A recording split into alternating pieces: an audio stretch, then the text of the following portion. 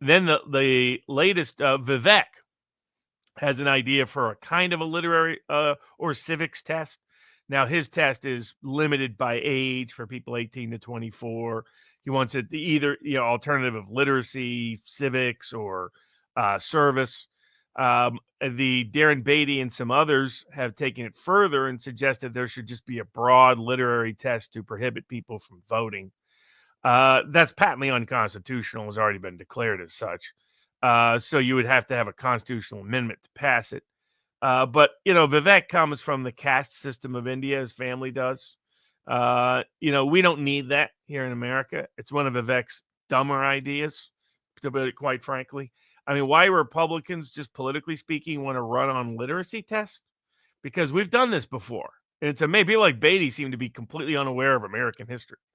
I mean, a literacy test we've been using since the 1840s, but it was in every case, it was aristocratic elites finding an excuse to keep working class populist movements from having any voters.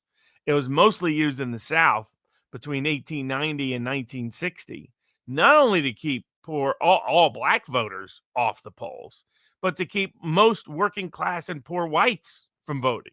Mississippi in 1860 had more voters than Mississippi in 1900. I mean, when the population doubled. How is that? Well, it's because they were excluding all the poor and working class whites under the guise of literacy test and other similar comparable methods. So aside from being just opposed to it as a matter of constitutional principle, these are people that don't understand the Declaration of Independence. They don't understand will be the book of the month this month at vivabarneslaw.locals.com.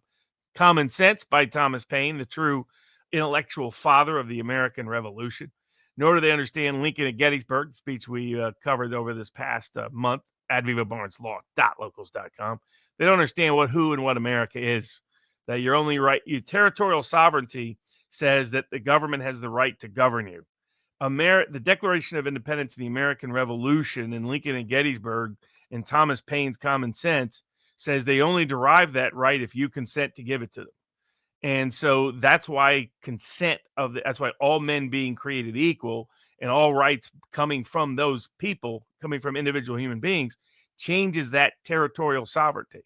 But these people are proposing that you could tax somebody, you could take their property, you can subject them to court proceedings, you could take away their liberty, and you could actually make them go into the draft and kill people overseas, but they shouldn't be allowed to vote because they passed somebody's ideas test of what's proper for a person voting. Sure.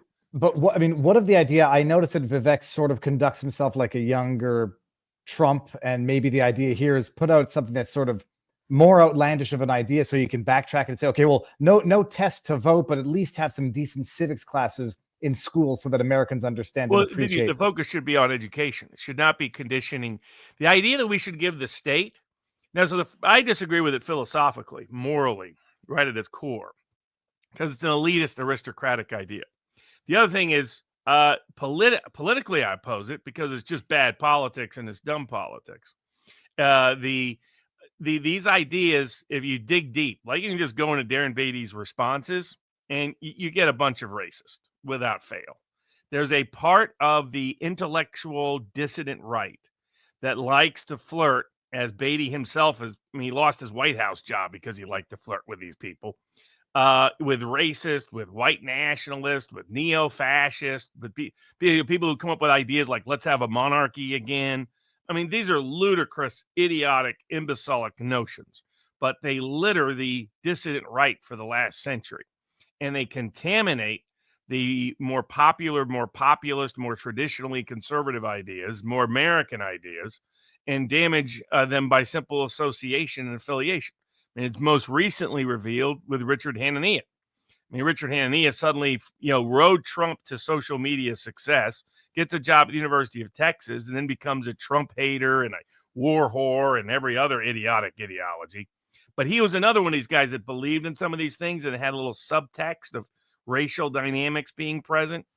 And of course, now it comes out that he's been secretly writing stuff that he was pro-eugenics, wanted to sterilize all black people, was deeply anti-Semitic. It's like, I mean, even to the people that have responded to me, I look up where else they've responded to me.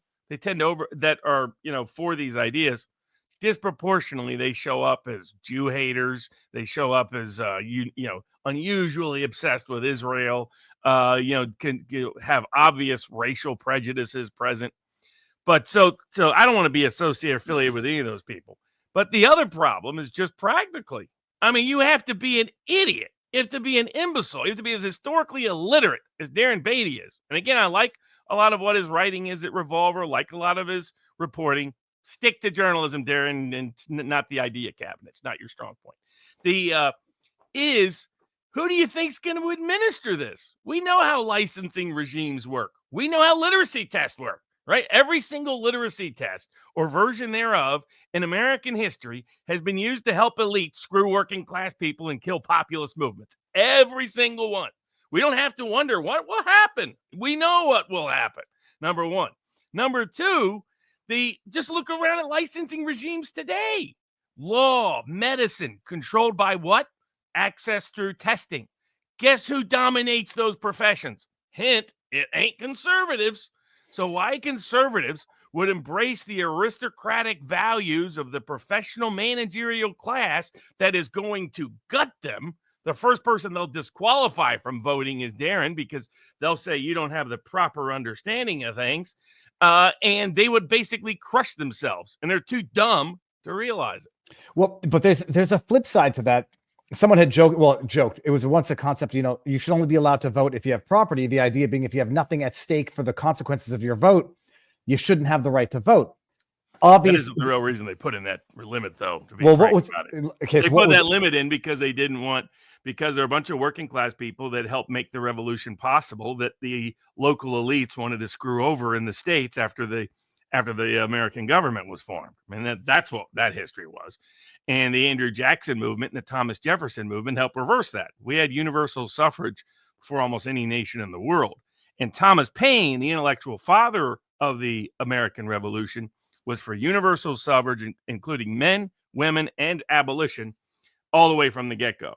They almost included multiple times a statement anti-slavery in the Declaration of Independence, which is truly the founding document of American political scripture. It's the basis of it. Just having a constitution didn't make us unique. Just having, separation of powers, that didn't make us unique. No. It was the Declaration of Independence that made us unique. I was going to say, we got a constitution in Canada. We got separation of powers and separation of powers. And then I was going to say, the flip side to that argument is the Democrat argument. We want everyone to vote.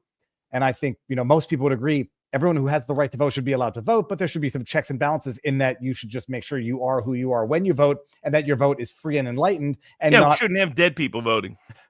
Or shouldn't have people under pressure or bribed or extorted or blackmailed or somebody stealing their vote. That should be the focal point. Politically, of course, it's just idiotic to go around saying, hey, let's introduce ideas from the 1950 South. You want to get politically crushed? The number one group, whether Darren Beatty realizes it or not, pushing these ideas, it would kill Trump's chances in 2024, as well as Republicans. Yeah, because the number one group, as liberals pointed out this past week, that have moved to Trump since 2020 are non-white voters, particularly working class and millennial minority voters.